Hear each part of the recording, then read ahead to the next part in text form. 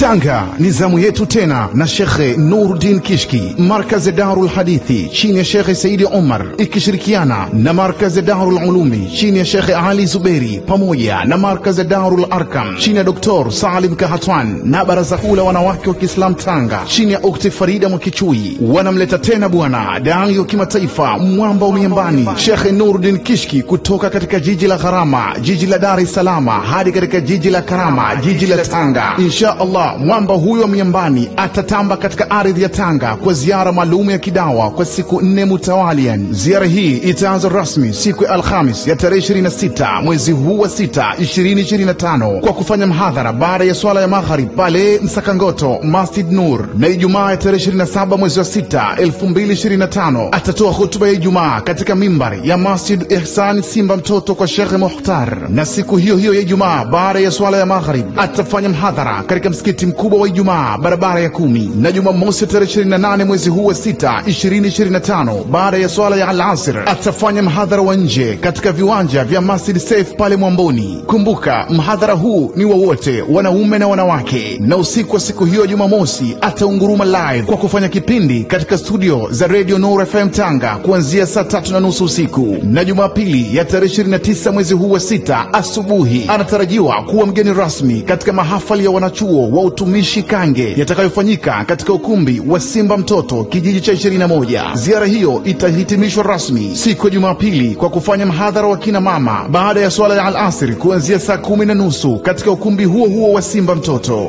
Watu wa Tanga, shime alaikum, tujitokeze kwa wingi kumsikiliza dai wa kimataifa Shekhe Nuruddin Kishki. Karib Tanga, Atanja Tayyib wa ahluha tayyibun. Tanga ni nzuri na watu wake ni wazuri.